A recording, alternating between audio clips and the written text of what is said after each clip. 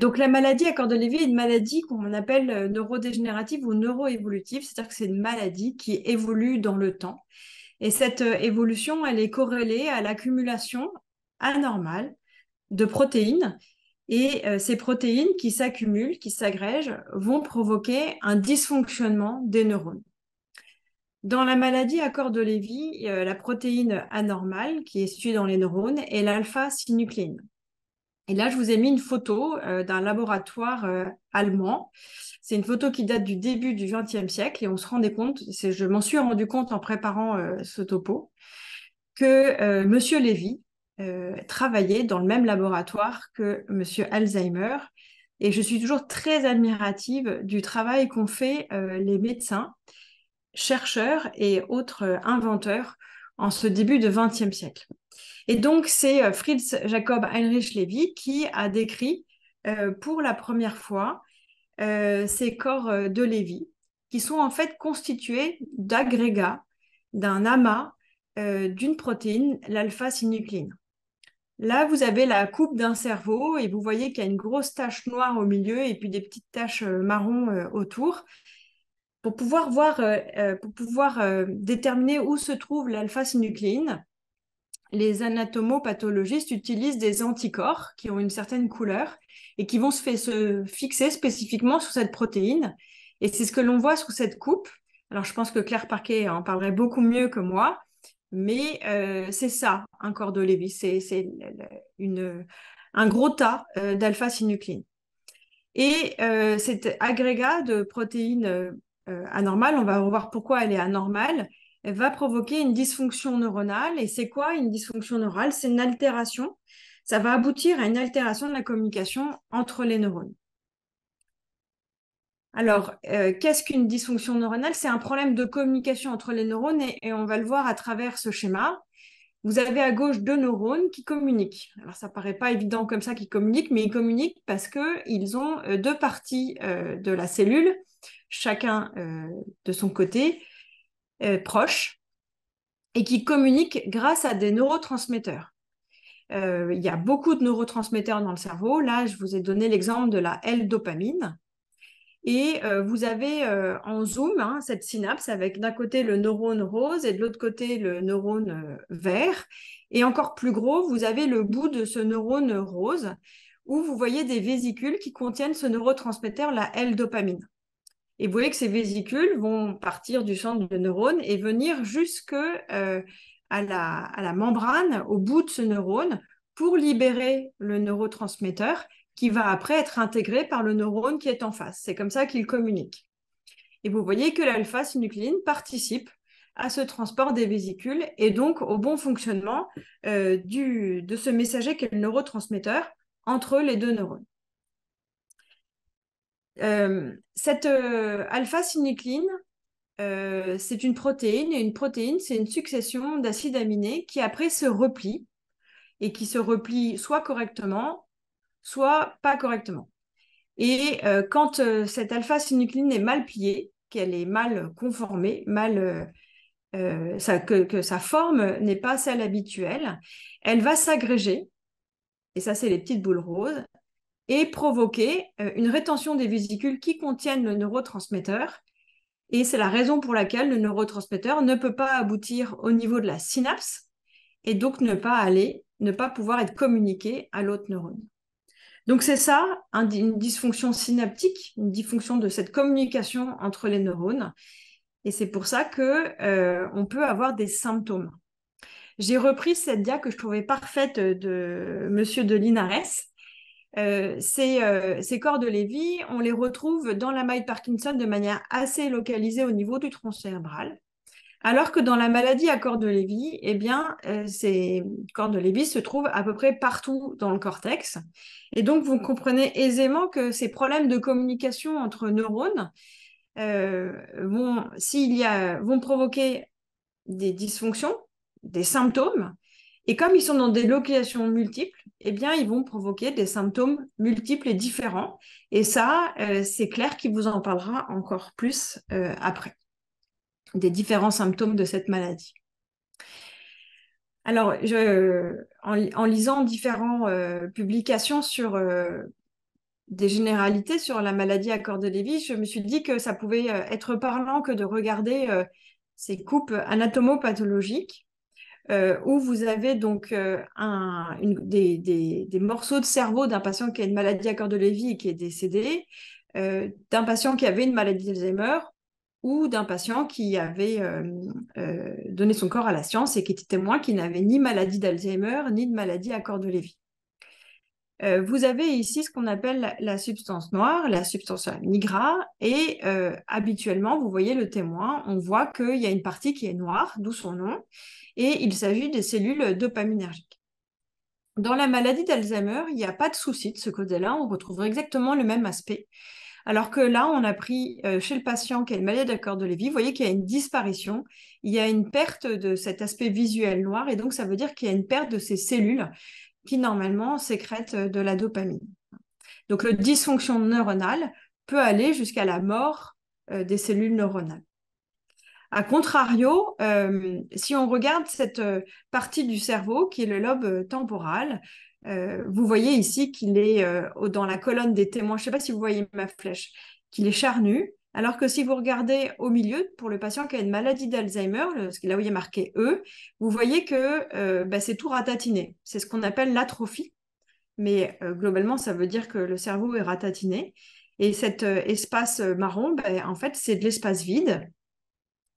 On parle donc d'atrophie du lobe temporal. Chez un patient qui a une maladie d'Alzheimer, donc la colonne bleue, il n'y a pas cette atrophie du lobe temporal. Alors, plusieurs maladies peuvent évoluer chez un même patient et très récemment, en consultation, j'ai un patient qui m'a dit « Cela va peut-être vous étonner, docteur, mais je pense que j'ai et une maladie de Parkinson et une maladie d'Alzheimer en même temps. » Et quand j'étais étudiante en médecine à la Petite-Salpêtrière, un des spécialistes de la maladie à corps de Lévy, le professeur Merny, m'avait une fois interrompu alors que j'étais en train de discuter avec un patient. Et il m'avait dit, Claire, écoute le patient, il essaye de te dire quelque chose. Et donc, effectivement, c'est important d'écouter ces patients. Et ce patient a raison. Il est tout à fait possible d'avoir plusieurs maladies, que plusieurs maladies évoluent chez un même patient. Et c'est d'autant plus vrai que le patient est âgé. Alors, on a pu le voir sur ce qu'on appelle des séries autopsiques, c'est-à-dire que les patients qui étaient suivis pour des problèmes de mémoire ou d'autres troubles cognitifs acceptaient, après leur décès, que leur cerveau soit étudié. Et en faisant cela, on s'est rendu compte qu'en fait, des patients pouvaient très bien avoir des lésions de maladie d'Alzheimer, des lésions de maladie à corps de Lévy ou autres, et des lésions vasculaires.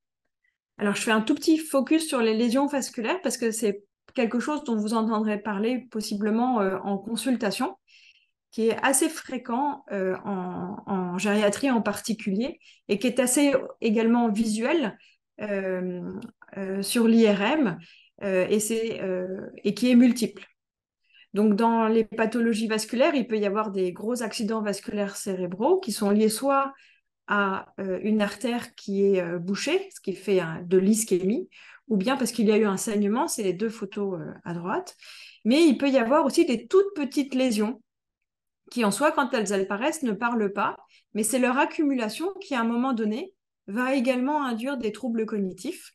Donc, ça peut être des petits accidents vasculaires cérébro-ischémiques, ça peut être des petits saignements. Et donc, c'est des choses peut-être que vous entendrez parler en plus du diagnostic de maladie à corps de Lévy. Et puis maintenant, on fait beaucoup moins d'autopsies et c'est plutôt des biomarqueurs qui vont nous permettre de dire à un patient s'il a une maladie à corps de Lévy ou si celle-ci est associée à une maladie d'Alzheimer ou à des lésions vasculaires. Et ces marqueurs peuvent être sur une ponction lombaire lorsqu'on va doser des biomarqueurs ou bien à travers de l'imagerie cérébrale comme l'IRM sur les photos que je vous montre ou bien d'autres examens qui utilisent des marqueurs nucléaires qui permettent de voir encore plus précisément ces lésions. Alors, c'était un peu des généralités sur la maladie à corps de Lévy. Et puis, il m'était demandé également de vous parler des facteurs de risque de troubles neurocognitifs. Et en fait, ils ne sont pas tellement spécifiques, ou en tout cas, on ne les connaît pas assez bien pour que je puisse spécifiquement vous parler des facteurs de risque de maladies à corps de Lévy et je vais un peu plus faire des généralités. Ce travail qui a été publié dans Lancet en 2020 est très important car il a, à travers toute une étude de la littérature scientifique, permis de déterminer que certains facteurs de risque sont réversibles. C'est-à-dire que si on intervient dessus, on pourrait diminuer le risque de développer des troubles cognitifs. Il y a des risques que l'on ne peut pas modifier, comme les facteurs de risque génétiques ou bien le sexe, mais on va voir qu'à travers la vie, certains facteurs de risque pourraient être traités, prévenus, pour diminuer le risque de développer des troubles cognitifs. Il y a ce qui se passe au début de la vie, et ça, c'est plutôt pas tellement de limiter quelque chose de toxique sur le cerveau, mais au contraire, l'éducation, le fait de faire des études, de travailler, va chez nous développer beaucoup de communication entre nos neurones et agrandir notre réserve cognitive. Le fait d'avoir stimulé notre cerveau au début de la vie fait qu'il est encore plus fort face à l'agression d'une maladie comme une maladie à corps de Lévy ou une maladie d'Alzheimer. Au milieu de la vie peuvent survenir des événements qui vont favoriser les troubles cognitifs, la perte d'audition, des traumatismes crâniens, l'hypertension artérielle, la consommation d'alcool chronique et l'obésité. La consommation de tabac, la dépression, l'isolement social, l'inactivité physique, la pollution de l'air et le diabète favorisent également la survenue des troubles cognitifs. Et les auteurs de ce travail, encore une fois, qui ont repris toutes les études d'intervention des cohortes, considèrent que la prise en charge de ces facteurs pourrait prévenir 40% des troubles neurocognitifs. Donc, vous voyez à quel point c'est important. Et donc, il faut bien comprendre que ces troubles cognitifs, ces facteurs de risque, ils peuvent en fait favoriser, aggraver une maladie comme une maladie à corps de Lévy, une maladie d'Alzheimer. Et donc, traiter le diabète, l'hypertension artérielle, éviter de fumer, éviter de boire, éviter les traumatismes crâniens, traiter la dépression, pourrait permettre de limiter les lésions cérébrales. Et puis, il y a des interventions qui pourraient permettre d'augmenter et maintenir, voire préserver la réserve cognitive. L'activité physique, les interactions sociales, bien entendre et le niveau d'éducation. Et moi, à chaque consultation, dans les choses dont je sais qu'ils vont être utiles pour mon patient, je leur parle toujours d'activité physique, d'être sûr qu'ils voient bien et qu'ils entendent bien, et d'avoir des interactions sociales. Certes, il y a des facteurs qu'on ne peut pas modifier, génétiques et autres, mais il y a aussi des facteurs que l'on peut modifier et c'est important de les connaître. La maladie à corps de Lévy est encore sous-diagnostiquée. Et il est très difficile de déterminer combien de personnes en France ont une maladie à corps de Lévy. Très probablement, cette maladie représente la deuxième cause des maladies neurodégénératives, soit environ, je dis bien environ 200 000 patients en France. Alors pourquoi cette maladie est encore sous-diagnostiquée? Il y a plusieurs raisons. Moi, je suis extrêmement jeune et pourtant, j'ai très mal appris les signes, les symptômes de la maladie à corps de Lévy lorsque j'étais étudiante en médecine. Et c'est parce que on a décidé au sein de la consultation de se former et en particulier de solliciter Frédéric Blanc pour nous parler de cette maladie, pour mieux connaître, qu'aujourd'hui on se sent beaucoup plus à l'aise pour poser les bonnes questions et poser le diagnostic. Qui cherche, trouve. Et après les interventions de Frédéric Blanc, en fait, on a eu une épidémie de maladies à corps de Lévy à la consultation mémoire gériatrie de Xavier Arnozan. Alors, c'est pas une épidémie, mais c'est juste que on s'est beaucoup plus intéressé à la maladie. On a posé des questions plus pertinentes et ça nous a permis effectivement d'identifier beaucoup de patients que peut-être on aurait sous-diagnostiqué ou on serait passé à côté du diagnostic. Donc, la première raison, c'est celle-ci, c'est qu'on n'a pas forcément reçu parce qu'à ce moment-là, on connaissait moins bien la maladie, donc on a besoin d'être formé, même dans des spécialités comme la gériatrie. Et l'autre chose, c'est qu'il y a beaucoup de portes d'entrée dans la maladie, et Claire va très bien vous en parler, mais je vous en ai mis quelques-unes. Et donc, il ne faut pas former que les gériatres et les neurologues, mais il faut former tout le monde, parce qu'il faut que le cardiologue sache que devant une hypotension orthostatique, il y a des éléments à rechercher. Pareil pour l'ophtalmo, pareil pour le médecin du sommeil. Pour les rhumatologues et les orthopédistes qui prennent en charge des patients qui ont chuté, eh bien, il faut qu'il y ait ce réflexe de ce recherche d'hypotension orthostatique et d'autres causes liées à la maladie à cœur de Lévy qui peuvent favoriser les chutes. Pareil pour les spécialistes ORL et parfois cette perte de l'odorat. Nous, en gériatrie, on a de multiples occasions de rencontrer des patients qui ont une maladie à cœur de Lévy, bien sûr en consultation mémoire, mais également devant un déclin fonctionnel, une perte d'autonomie, devant une très mauvaise tolérance aux neuroleptiques, devant un patient qui chute.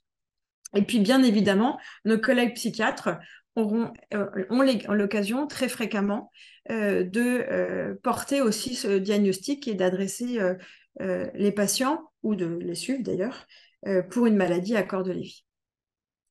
Alors, que retenir de cette première partie d'intervention? C'est que donc, la maladie à cœur de Lévy, elle est liée à un dépôt diffus d'une protéine anormale qui va provoquer un dysfonctionnement des neurones, qui va donc modifier la communication entre les neurones de manière diffuse dans le cerveau et donc va être responsable de multiples symptômes différents. Le deuxième message, c'est qu'on peut limiter en partie les effets des lésions cérébrales en limitant les facteurs aggravants, hypertension, alcool, tabac, etc., mais également en favorisant les facteurs qui augmentent la réserve cognitive, le niveau d'éducation, les interactions sociales, le fait de bien entendre et de bien voir, et l'activité physique. Enfin, la maladie à cœur de Lévy est encore sous-diagnostiquée, c'est pourtant une maladie qui est fréquente, et donc nous avons tous un effort important à faire de formation. Je vous remercie pour votre attention. Les symptômes de la maladie à cœur de Lévy, d'abord au niveau cognitif. Qu'est-ce qui se passe au niveau cognitif, c'est-à-dire au niveau des fonctions supérieures? Donc là, c'est une étude qu'on a fait à partir de 37 patients qui étaient atteints de maladie à cœur de Lévy à un stade très léger. Ils avaient, vous voyez, 68 ans en moyenne, et ils avaient un fonctionnement cognitif global qu'on peut voir avec le MMS. Le MMS, qui est sur 30, était à 27,3, c'est-à-dire qu'en fait, il était normal, puisque le MMS est normal entre 26 et 30 sur 30. Donc, ils avaient un fonctionnement cognitif global normal, mais pour autant, ils avaient quand même des troubles cognitifs et une maladie à cœur de Lévy, et on les a comparés à 29 témoins qui, eux, avaient un MMS un petit peu au-dessus. Alors, diapositive suivante. Vous pouvez avancer parce que c'est un effet d'image, voilà. Donc là, voici le résumé de nos découvertes. Non, voilà. Voici le résumé de nos découvertes. Donc, premièrement, sur un test de mémoire visuelle où le patient, on demande au patient, c'est en haut à gauche de la diapositive, on demande au patient de reconnaître des objets qu'il a vus précédemment dans un test de mémoire visuelle. Vous voyez que là, il y a un chat, par exemple, il fallait reconnaître le chat. Eh bien, chez les patients malades à cœur de Lévy, dès le stade prodromal, c'est-à-dire dès les tout premiers symptômes, les patients ont des difficultés en mémoire visuelle. Autant en mémoire verbale, ils sont plutôt bons, c'est-à-dire ce qu'on leur dit, ils arrivent bien à s'en rappeler s'ils sont attentifs. Autant en mémoire visuelle, ils ont des difficultés. Ce qu'on constate aussi, c'est qu'ils ont des difficultés aussi pour copier les dessins. Alors ça, c'est moins utile dans le quotidien, sauf si on en fait son métier, mais la copie de dessin peut être complexe. Et puis, ils ont des difficultés aussi à être rapides. Et donc, sur des tests comme celui que je montre en bas à gauche, qui est un TMTB ou un TMTA, où il faut relier des pastilles entre elles, si vous voulez, eh bien, ils sont plus lents. Et c'est assez surprenant parce que pourtant, ils sont au tout début de la maladie. Eh bien, dès le début de la maladie, ils ont du mal à faire ce test assez simple de relier des pastilles rapidement. Ils les relient bien, mais ils ont du mal à les relier rapidement. On voit aussi avec la BREF, qui est la batterie rapide d'efficience frontale, donc BREF qui est ici au milieu du diaporama, eh bien, que les patients, qui est diminué aussi, pour lesquels il y a des difficultés fortes, que les patients ont des difficultés finalement pour s'organiser. Et ça, après, on le constate dans le quotidien du patient. S'organiser, planifier les choses sont très complexes. Et puis, bon, je ne vais pas rentrer dans le détail de toutes les fragilités, mais en réalité, il y a plein de choses pour lesquelles le patient a des difficultés, notamment même de langage, ou bien de fluence, ou bien d'attention. Et enfin aussi des difficultés de cognition sociale, c'est ce qu'on appelle le test des regards et le test des faux pas. Et donc, dans ce test des regards et le test des faux pas, il faut que le patient puisse se mettre à la place des autres. eh bien, parfois, les patients atteints de maladie à corps de Lévy ont cette difficulté à se mettre à la place des autres, ce qui peut être à l'origine, finalement, de difficultés au sein de la famille du fait de la maladie. Voilà, diapositive suivante. Alors, ce qu'on a constaté, c'est qu'au tout début de la maladie, finalement, il y avait moins, si vous voulez, de troubles de la mémoire verbale, hein, mais plus de difficultés d'organisation, de difficultés de concentration, etc. Alors que dans la maladie d'Alzheimer, que j'ai appelée ici la ProAD, c'est-à-dire maladie d'Alzheimer prodromale, eh bien, en fait, les patients ont des difficultés, surtout de mémoire, hein, dans 93% des cas. Donc, la mémoire est moins un problème dans la maladie à corps de Lévy. Elle ne représente ces troubles de la mémoire que 21% des patients, c'est-à-dire quand même un cinquième, mais c'est moins fréquent que dans la maladie d'Alzheimer. Diapositive suivante.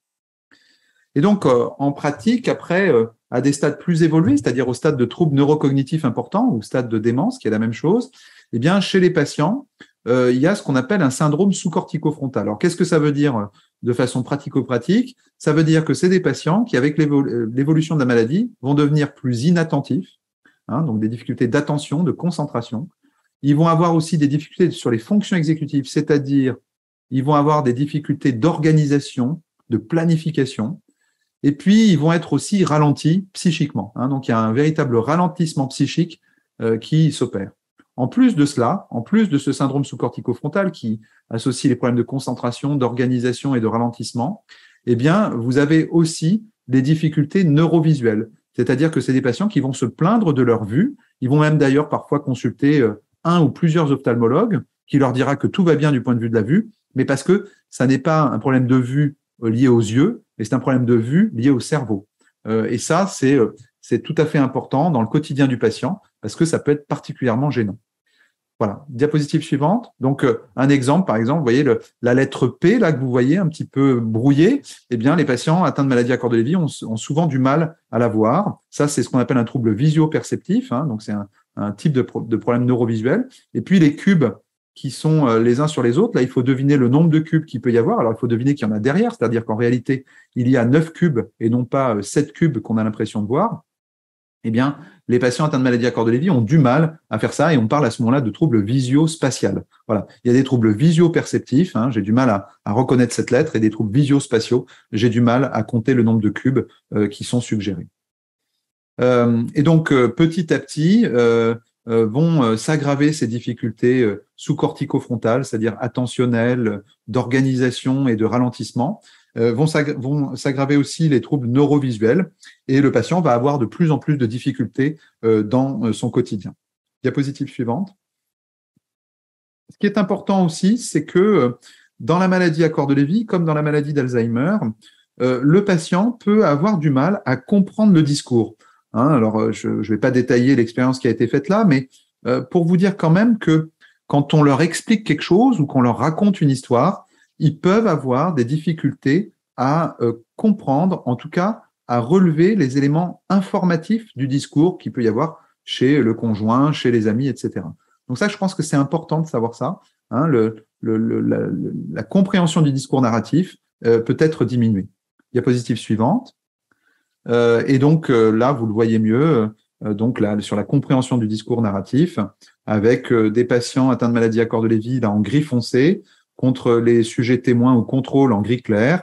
Et vous voyez que pour le score de compréhension du discours narratif, bah, ce score est diminué. Alors, quand il y a une petite étoile comme ça au-dessus des deux, c'est que ça veut dire que c'est significatif, hein, c'est-à-dire qu'il y a vraiment une différence entre la maladie à corps de Lévy, le patient atteint de maladie à corps de Lévy, qui était là au tout début de la maladie, à nouveau, et les contrôles. Donc ça, c'est important quand même. Je pense qu'il doit y avoir certainement des aidants de patients atteints de maladie à corps de Lévy, mais aussi des soignants de patients atteints de maladie à corps de Lévy. Il faut bien comprendre que les patients ne sont pas toujours en capacité de tout comprendre, hein. Et donc, il faut parfois répéter ou parfois expliquer plus simplement pour que le dialogue puisse se faire correctement. Sinon, ça peut être une sorte de dialogue de sourds où il peut y avoir des phénomènes de non-compréhension et entraîner des réactions émotionnelles inadaptées d'un côté ou de l'autre d'ailleurs, hein. Donc, bien comprendre que dans la maladie à corps de Lévy, c'est difficile la compréhension. Alors maintenant, on va aborder la question des fluctuations. Et les fluctuations dans la maladie à corps de Lévy, elles sont fréquentes. elles sont fréquentes et elles sont même quasiment très, très, très souvent là, si ce n'est pas tout le temps là. Mais par contre, elles sont difficiles à repérer. Et une bonne manière de repérer ces fluctuations de la maladie à corps de Lévy, eh bien, c'est d'utiliser le questionnaire de fluctuation de la Mayo Clinic. C'est ce que nous faisons, nous, régulièrement dans nos centres. Et notamment, avec ces 4 questions, c'est: êtes-vous somnolent pendant la journée alors que vous avez suffisamment dormi la nuit d'avant? C'est sûr que si on a fait une nuit blanche, on peut pas être en forme le matin. Mais par contre, si on a bien dormi, normalement, on ne doit pas être somnolent. Est-ce que vous dormez plus de 2 heures pendant la journée, avant 19 heures, évidemment? On a le droit de faire une sieste, mais faire des siestes de 2 heures quasiment tous les jours, ça n'est pas tout à fait normal. Vous arrive-t-il d'avoir le regard fixe pendant de longues périodes? Et avez-vous des épisodes pendant la journée où vos idées sont désorganisées, pas claires ou bien illogiques? C'est-à-dire des moments où ça va, et puis des moments où ça baisse, où les idées s'embrouillent, sont moins claires, et puis après, à nouveau, ça va mieux. Et donc, si il y a une réponse positive par le participant ou par le conjoint à 3 de ces 4 questions au stade plus évolué de la maladie et à 2 de ces 4 questions au stade prodromal, c'est-à-dire tout début de la maladie, eh bien, c'est en faveur de fluctuation de la maladie à corps de Lévy.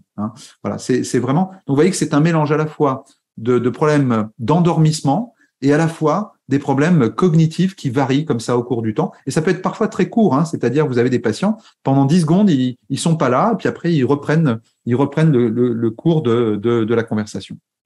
Diapositive suivante. Donc, ça, c'est à faire systématiquement pour les équipes soignantes, pour les médecins. Il faut rechercher systématiquement ces fluctuations si on veut faire un diagnostic. Alors, les hallucinations dans la maladie à corps de Lévy. Les hallucinations dans la maladie à corps de Lévy représentent 70 à 80% des patients. Ça veut dire quand même que 20 à 30% de patients atteints de maladie à corps de Lévy n'auront jamais d'hallucination. J'insiste là-dessus. Dans la maladie à corps de Lévy, on n'a pas tous les mêmes symptômes. Donc, 20 à 30% n'ont jamais d'hallucination. Pour ceux qui en ont, ça peut être souvent accompagné de ce qu'on appelle des sensations de passage, des sensations de présence ou des illusions visuelles. Alors, diapositive suivante. Alors, on va commencer par l'image de droite sur la sensation de passage. Je trouve que c'est bien illustré. Et vous imaginez, donc, finalement, ce sont des gens qui vont avoir l'impression de voir passer quelque chose sur le côté. Souvent, c'est une ombre, peut-être une personne ou alors un animal, mais c'est tout à fait subtil. Et les gens se tournent persuadés qu'il y a eu quelque chose qui est arrivé sur le côté, et en fait, il n'y avait rien. Alors, ça peut arriver parfois de façon très, très, très, très rare, mais en fait, chez les patients atteints de maladie à corps de Lévy, les sensations de passage sont régulières et assez fréquentes, parfois pluri-hebdomadaires ou même parfois tous les jours et de façon répétée. L'autre chose qu'on peut avoir dans la maladie à corps de Lévy, c'est la sensation de présence. Et donc là, c'est bien illustré sur l'image du centre, où vous avez cette personne qui a l'impression qu'il y a quelqu'un à côté d'elle, comme une présence à côté d'elle. Et cette présence peut être là tous les jours, comme elle peut être là une fois par mois ou une fois tous les 3 mois. Certains, quand ils l'ont tous les jours, vont avoir tendance à l'interpréter. Et moi, j'ai une patiente qui a eu longtemps cette sensation de présence permanente, et elle le prenait vraiment pour un ange gardien. Donc, c'est ce qu'on appelle aussi le syndrome de l'ange gardien, puisqu'elle avait l'impression d'avoir en permanence quelqu'un qui la protégeait et qui était, bienveillant. Alors, ça peut finalement être, c'est finalement pas du tout un problème, ça. Et il faut simplement que la personne comprenne que c'est en lien avec la maladie à corps de Lévy et que ensuite, il n'y a pas besoin de le traiter. Moi, donc, je n'ai donné aucun traitement à cette patiente contre ces sensations de présence pendant plusieurs années. Après, sont apparues des hallucinations qui étaient parfois un petit peu angoissantes. Et donc, à ce moment-là, j'ai dû traiter les hallucinations angoissantes. Les illusions visuelles, c'est ce qu'on vous présente sur la gauche avec donc ce monsieur qui voit finalement que sa veste est en fait un homme ou une personne. Donc, la veste va se transformer en quelqu'un. Et donc, ça, c'est ce qu'on appelle une illusion visuelle. Alors, plus souvent, ça va être plutôt une tache sur le sol que le patient va prendre pour un insecte, un scarabée ou autre chose, quelque chose qui bouge. Et je crois que ça, c'est très important de savoir qu'il peut y avoir ce type d'illusion.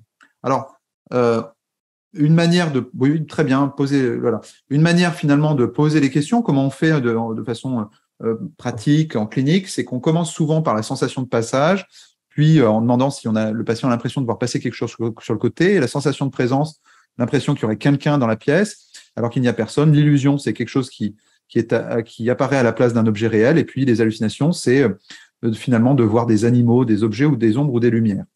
Un point qui est important quand même, c'est, alors avant les réduplications, c'est le fait que les hallucinations visuelles, à la suite d'un décès, peuvent être normaux, peut-être normales, pardon. C'est-à-dire que à la suite d'un décès, longtemps, pendant 1 an, on considère que le fait de voir le proche décédé, c'est normal. Donc, c'est quelque chose, semble-t-il, que chacun peut expérimenter. Mais au-delà d'1 an, les hallucinations visuelles ne sont plus tout à fait normales. Et c'est là qu'il faut commencer à s'interroger. Je voyais tout à l'heure sur le chat quelqu'un qui disait que y avait un proche qui avait vu une personne décédée pendant 10 ans.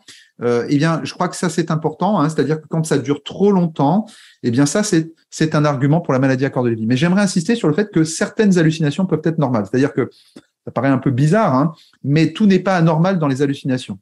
Néanmoins, dans la maladie à corps de Lévy, les hallucinations sont fréquentes et les sensations de passage, sensations de présence qui sont en fait des hallucinations mineures sont elles aussi fréquentes, en particulier au stade prodromal, c'est-à-dire au tout début de la maladie. Diapositive suivante. Alors, dans les modifications comportementales, il y a aussi la question de la reduplication et du cap-gras. Alors, les phénomènes de reduplication sont plus fréquents dans la maladie à corps de Lévy que dans les autres maladies neuroévolutives, que ce soit la maladie d'Alzheimer, la maladie frontotemporale, l'encéphalopathie vasculaire. Et 55% des reduplications sont en lien avec une maladie à corps de Lévy. C'est-à-dire que les phénomènes de reduplication sont en général très fréquemment en lien avec une maladie à corps de Lévy. Alors, qu'est-ce que c'est la reduplication? C'est en fait une sorte de baisse de la familiarité d'une personne ou d'un lieu. Et qu'est-ce qui se passe, par exemple, dans un phénomène de reduplication de personnes, qu'on appelle aussi le syndrome de Capgras? Eh bien, c'est que une personne proche, en général, c'est assez souvent le conjoint ou des enfants, devient une sorte d'imposteur avec une identité psychique différente. C'est-à-dire que la personne, le conjoint, qui est le vrai conjoint, le patient dit, il ressemble à ma femme, elle ressemble à ma femme, mais ça n'est pas ma femme. C'est-à-dire, elle a tout de ma femme physiquement, mais psychiquement, ça n'est pas ma femme. Autrement dit, le patient reconnaît ce proche physiquement, mais ne le reconnaît plus émotionnellement. Il ne lui est plus familier.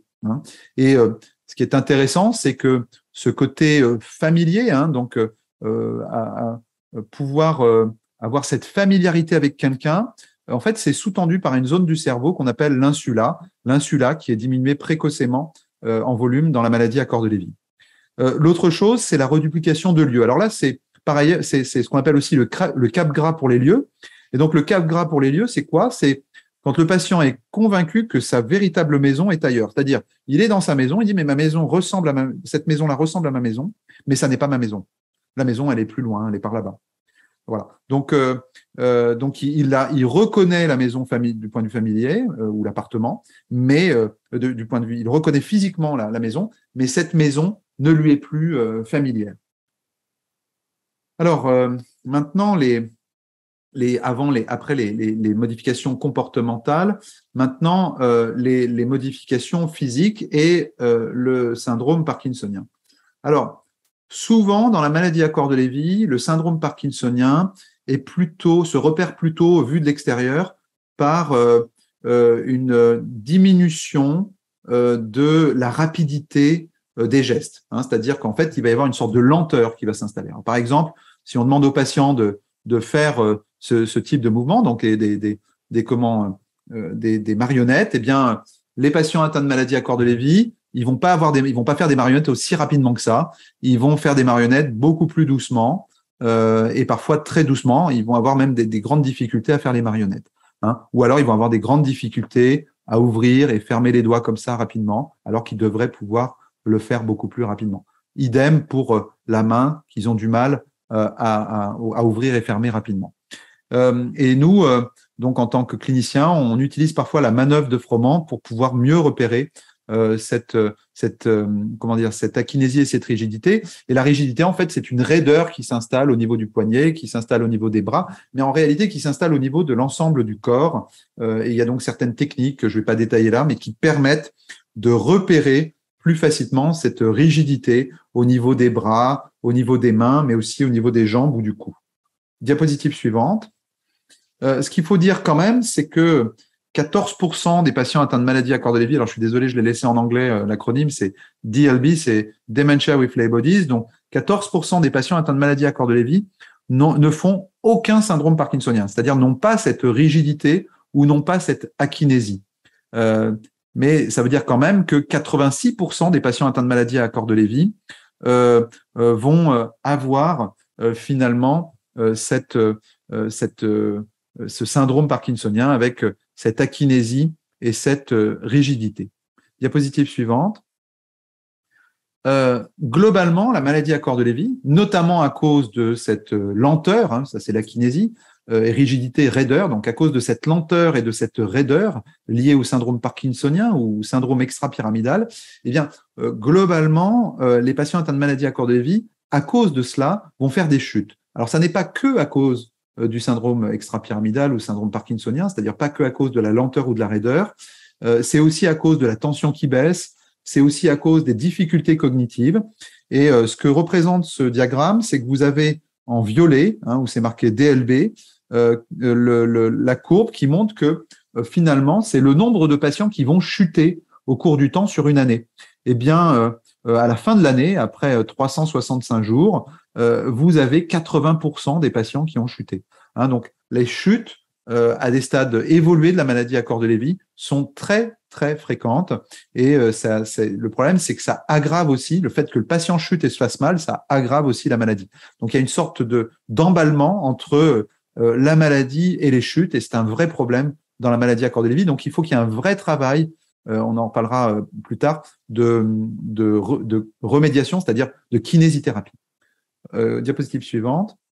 Alors, les troubles du sommeil dans la maladie à corps de Lévy, ils sont divers et variés, mais je vais aller à l'essentiel sur le fait qu'il y a cette somnolence, il y a ces endormissements, ça c'est les fluctuations de la maladie à corps de Lévy. Il y a parfois des difficultés d'endormissement, il y a parfois des réveils nocturnes fréquents parce que le patient a des problèmes urinaires, mais ce qu'on retrouve le plus fréquemment, ce sont ce qu'on appelle les troubles du comportement en sommeil paradoxal. Alors, les troubles du comportement en sommeil paradoxal, de quoi se plaint le patient? Eh bien, lui se plaint de faire des cauchemars ou des rêves vivaces, c'est-à-dire des rêves très, très forts. Parfois, il se plaint de rien. C'est-à-dire que lui ne se rend pas compte qu'il a ces troubles du comportement en sommeil paradoxal, et c'est le conjoint qui dort dans le même lit ou un proche qui dort pas loin qui se rend compte que dans la nuit, le patient bouge beaucoup. Et même que le patient semble vivre ses rêves. Hein, c'est-à-dire que il va faire un rêve, par exemple, de boxe, et il va se mettre à boxer pendant ses rêves, et il va se mettre à boxer véritablement. Nous faisons tous des rêves, nous pouvons tous faire des rêves de boxe ou de lutte, pourquoi pas, mais on va pas se mettre à boxer. Pourquoi? Parce que il y a un système qui est très intéressant qui arrête complètement la motricité pendant la phase des rêves, et donc nous pouvons avoir des rêves tout à fait extraordinaires, même volés ou d'autres aspects, sans les vivre physiquement, c'est-à-dire sans avoir les mouvements avec. Mais dans la maladie à corps de Lévy, ce qui se passe, c'est qu'il peut y avoir à certains moments, pas tout le temps, hein, et alors là, savoir pourquoi à certains moments et pas d'autres, ça c'est compliqué, mais à certains moments et pas tout le temps, il peut y avoir finalement des mouvements en lien avec les rêves la nuit. Diapositive suivante. Une question intéressante pour bien détecter les troubles du comportement sommeil paradoxal ou TCSP. Ne vous a-t-on jamais dit ou avez-vous vous-même suspecté que vous sembliez vivre vos rêves lorsque vous dormiez, par exemple, donner des coups de poing, bouger vos bras en l'air, faire des mouvements de course? Si la personne répond oui à cette question, eh bien, elle a de fortes chances ou un fort risque d'avoir des troubles du comportement sommeil paradoxal. Hein, la sensibilité est de 94%, ça veut dire que 94% des personnes qui ont ces troubles du comportement sommeil paradoxal répondent favorablement à cette question. Diapositive suivante. Les troubles du comportement sommeil paradoxal, c'est-à-dire le fait de faire ses rêves vivaces, ses cauchemars, ou le fait de bouger pendant la nuit au moment des rêves, ça représente 76% des patients atteints de maladie à corps de Lévy. Diapositive suivante. Alors, il y a d'autres symptômes divers et variés qui peuvent apparaître dans la maladie à corps de Lévy, et quelques-uns qui me paraissent importants, ce sont le fait qu'il puisse y avoir finalement des phénomènes d'hyposmie, hein, donc des difficultés d'odorat. Les patients atteints de maladie à corps de Lévy peuvent très tôt avoir des difficultés d'odorat, d'hypersomnie aussi, hein, c'est-à-dire se mettre à dormir au-delà des 2 heures. Hein. Moi, j'ai des patients qui malheureusement dorment la nuit, mais en plus dorment 4 à 5, 6 heures par jour en plus. Et c'est vrai qu'ils ratent une grande partie de leur journée. Et ils peuvent faire aussi tout un tas de symptômes comportementaux comme d'autres hallucinations ou une dépression. Diapositive suivante. Alors justement, la dépression dans la maladie à corps de Lévy est très fréquente. Ce qu'on a montré dans notre cohorte, c'est que près de 60% des patients atteints de maladie à corps de Lévy avaient des antécédents de dépression et que 40% des patients atteints de maladie à corps de Lévy, au moment où on les voit pour la première fois, ont une dépression. Alors que dans la maladie d'Alzheimer, la dépression est fréquente, hein, puisque 25% des patients atteints de maladie d'Alzheimer ont des antécédents de dépression, ce qui est plus que la dépression dans la population générale, puisque la dépression dans la population générale, c'est 20%, mais c'est quand même bien moins que dans la maladie à corps de Lévy. Et au moment où on voyait les patients atteints de maladie d'Alzheimer, 16% d'entre eux étaient en train de faire une dépression. Donc la dépression, beaucoup plus fréquente dans la maladie à corps de Lévy, soit sous forme d'antécédents, soit sous forme de dépression, au moment où on voit les patients pour la première fois. Et ça, c'est important à savoir. Et on a montré là à nouveau que la dépression était corrélée à cette diminution de volume de l'insula, comme c'est le cas d'ailleurs pour les phénomènes de Capgras ou de reduplication. Diapositive suivante. Un petit mot sur la maladie à corps de Lévy prodromale et les symptômes qu'on peut voir dans la maladie à corps de Lévy prodromale. Nous parlions justement de dépression.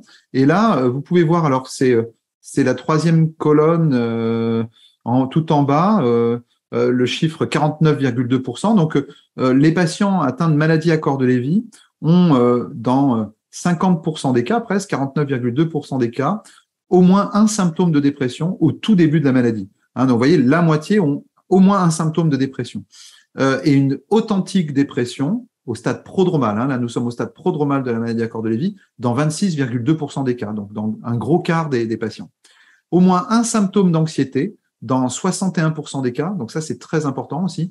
Les patients atteints de maladie à corps de Lévy ont fréquemment une anxiété et ont très souvent, dans plus d'un tiers des cas, donc dans 36,1% des cas, un symptôme d'apathie, c'est-à-dire une démotivation pour faire les choses. On leur propose de sortir, on leur propose de faire des activités, et alors qu'ils n'ont pas de gros problèmes cognitifs, alors qu'ils ont souvent aucun problème physique au début, eh bien, ils ont tendance à ne rien faire et à rester devant la télé, par exemple, ou même à ne rien faire du tout. Diapositive suivante. Ce qui est important aussi, c'est qu'au stade prodromal de la maladie à corps de Lévy, il peut y avoir, certes, des troubles cognitifs légers, mais il peut y avoir aussi une confusion qui peut inaugurer la maladie, ou bien un trouble psychiatrique qui peut inaugurer la maladie. Alors, je vous ai parlé de dépression, je vous ai parlé d'anxiété, mais on pense que des patients atteints de maladie à corps de Lévy, et j'en ai rencontré, débutent leur maladie par vraiment un symptôme psychiatrique, donc d'emblée un délire ou d'emblée de grosses hallucinations, et pour d'autres, une confusion, parfois au décours d'une opération ou une confusion à la suite d'une infection un peu banale comme une infection urinaire ou une infection pulmonaire. La suite.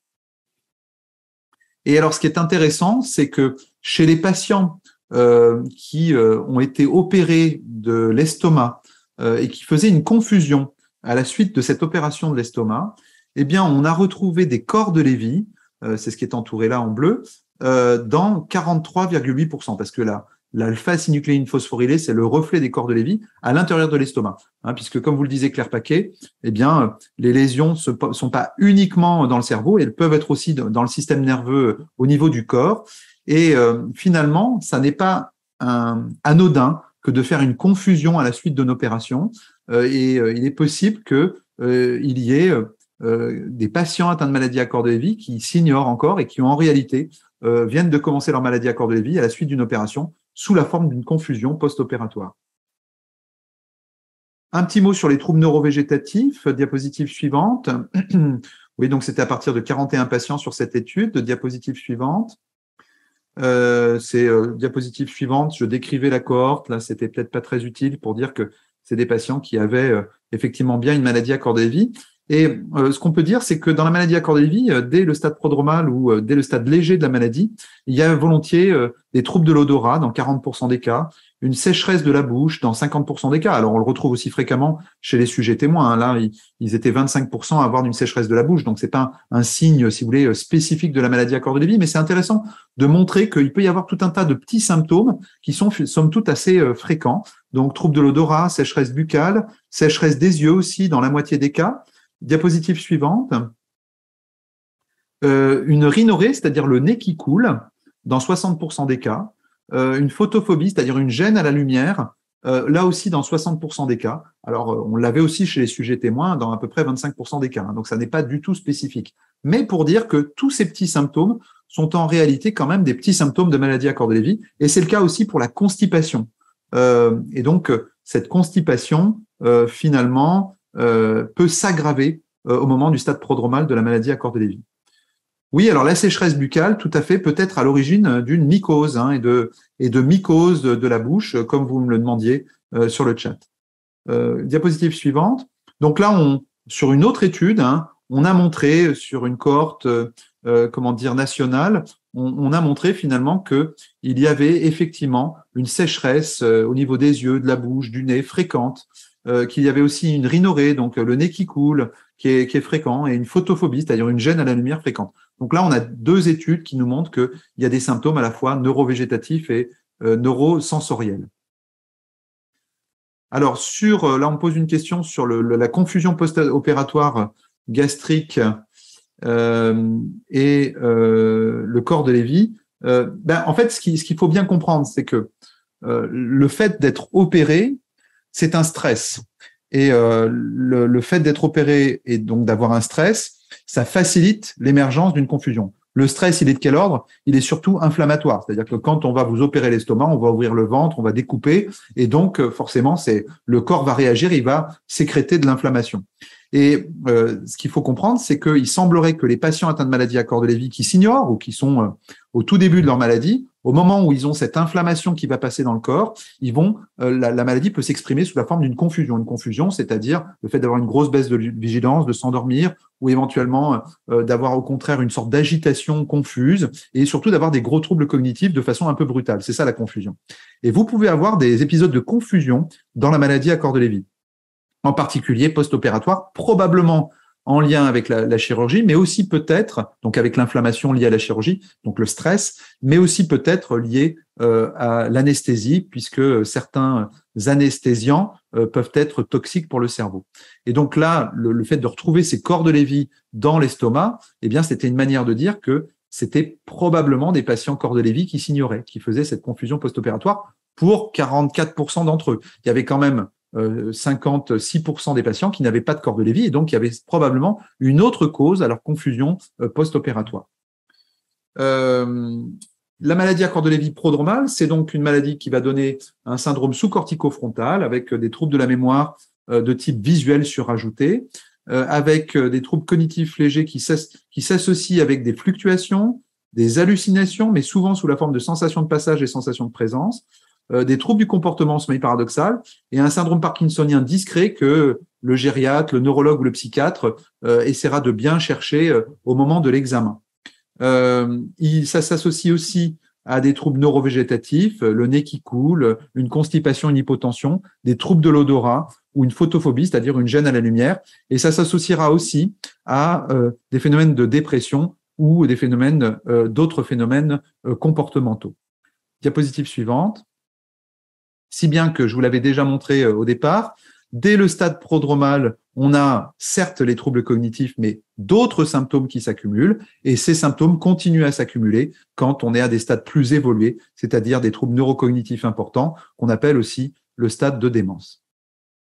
Diapositive suivante. Et donc, en conclusion sur la maladie à corps de Lévy, c'est d'abord des troubles cognitifs avec une lenteur, avec des troubles de la mémoire visuelle, avec des difficultés d'organisation, des troubles neurovisuels, les patients ont du mal à voir.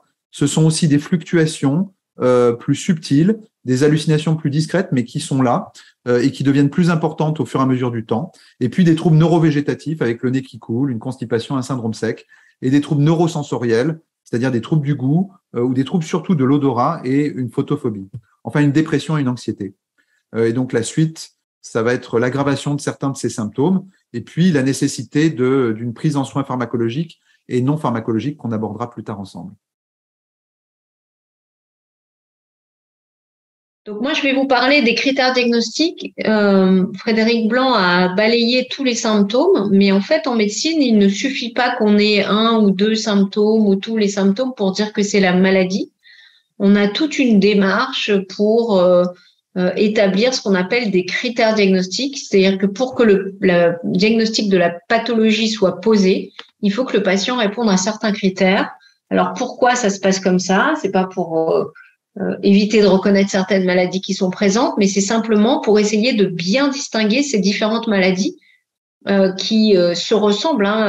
Elles ont beaucoup de points communs. Frédéric l'a dit, entre la maladie de Parkinson et la maladie à corps de Lévy, on a certaines similitudes. Entre la maladie d'Alzheimer et la maladie à corps de Lévy, on a d'autres similitudes.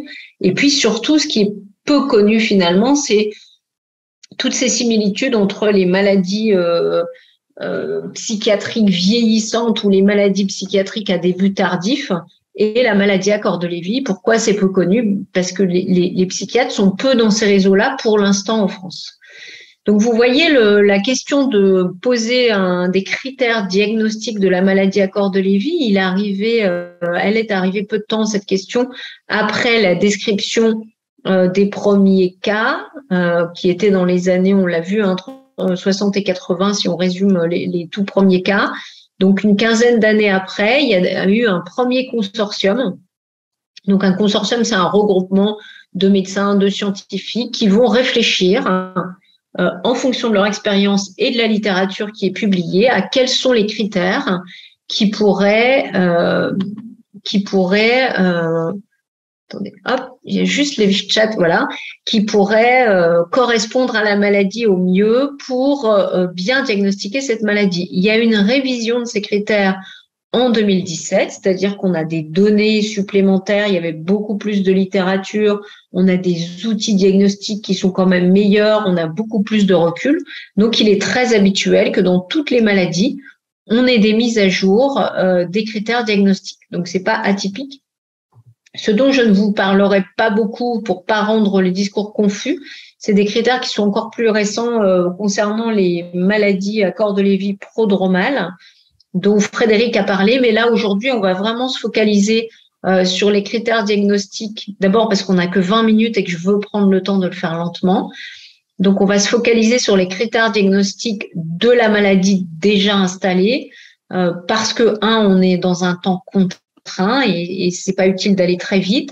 Et la deuxième chose, c'est que pour l'instant, la majorité des patients que vous allez voir vont arriver en consultation à un stade de maladie déjà installée pour la plupart. Donc, un des critères essentiels, voilà, faut remonter. Un des critères essentiels, et c'est le critère essentiel pour une maladie déjà installée, c'est il faut qu'il y ait des troubles neurocognitifs. C'est-à-dire qu'il faut qu'il y ait une altération cognitive. Et par exemple, si on a un syndrome parkinsonien, des troubles moteurs sans troubles cognitifs, on ne peut pas parler de maladie à corps de Lévy. Donc ça, c'est vraiment le critère essentiel. Pour l'instant, en tout cas, peut-être que ça changera avec les années et le recul qu'on a de la maladie pour parler de maladie à corps de Lévy. Ensuite, vous voyez, il y a 4 cases en dessous, en jaune. À gauche, il y a ce qu'on appelle les symptômes cardinaux, on peut les appeler aussi les symptômes principaux. C'est les fluctuations dont vient de parler Frédéric, donc je ne vais pas redétailler, les hallucinations visuelles, les troubles du comportement en sommeil paradoxal et les syndromes parkinsoniens. Ensuite, il y a ce qu'on appelle les symptômes de support, qui ne sont pas des symptômes principaux. Et donc là, vous voyez, il y en a un certain nombre. Il y a l'hypersensibilité aux neuroleptiques, l'instabilité posturale, donc c'est le fait de ne pas être stable debout et ça entraîne des chutes, donc associé à des chutes répétées, les syncopes ou les épisodes d'absence, la dysautonomie, incluant bien sûr la constipation, l'hypotension orthostatique, l'incontinence urinaire, l'hypersomnie, l'hyposmie. Une autre forme d'hallucination que sont les hallucinations non visuelles, donc qui peuvent être auditives, sensitives, olfactives. des phénomènes d'illusion qu'il vous a bien expliqué, l'apathie, l'anxiété, la dépression.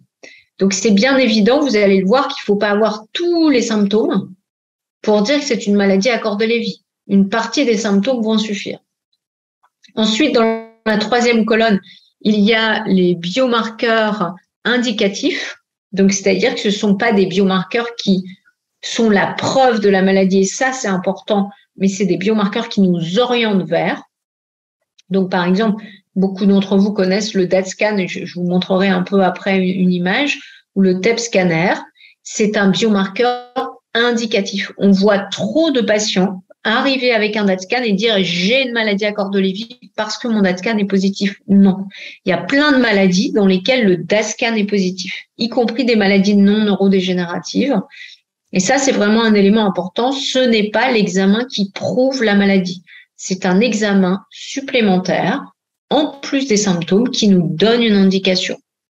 Ensuite, il y a un examen qu'on voit moins, qui est ce qu'on appelle une scintigraphie ou MIBG, peu importe le nom, MIBG, c'est le traceur qu'on utilise. Et en fait, c'est une scintigraphie cardiaque qui va aller explorer le système nerveux autonome. Donc là encore, c'est un indicateur. Et par exemple, la scintigraphie cardiaque peut être perturbée dans le diabète, dans l'insuffisance cardiaque. Et en dessous, de là où il y a la petite flèche, il y a l'absence d'atonie musculaire en sommeil paradoxal. Alors ça, je dois dire que c'est un petit peu plus spécifique. Pour l'instant, ça reste un biomarqueur indicatif, mais c'est un petit peu plus spécifique que les deux autres. Et enfin, on a ce qu'on appelle des biomarqueurs de support. Donc, vous voyez, l'IRM, il y avait une question sur le chat tout à l'heure. Quelle est l'utilité de l'IRM? Je rappelle que l'IRM est une photo du cerveau, qu'une photo de vous vous dit comment vous êtes, mais ne vous dit pas comment vous fonctionnez. C'est le principe de la photo. Donc, ça reste une photo du cerveau. Donc, ça reste un biomarqueur de support. En fait, les IRM, on les a surtout au début pour voir s'il n'y a pas autre chose, un AVC, une tumeur, un abcès. Et puis après, on va aller voir si effectivement, il y a l'atrophie insulaire qui peut nous orienter. Donc, l'IRM est un biomarqueur de support. Le TEP scanner, cette fois avec un autre traceur, avec une diminution du métabolisme en occipital, et l'électroencéphalogramme avec des ondes lentes, notamment en occipital. Mais ça reste des biomarqueurs de support parce qu'ils sont vraiment très, très aspécifiques. Par exemple, ce matin, j'ai vu un patient qui n'avait pas du tout de maladie à Corde-Lévy et qui avait un électroencéphalogramme exactement comme il est décrit là. Donc, on peut passer à la diapo suivante. On passe directement à la diapo suivante parce que ça, Frédéric en a parlé. Donc, on peut passer à la diapo suivante. Voilà. Donc, maintenant, on arrive vraiment dans les critères diagnostiques de la maladie.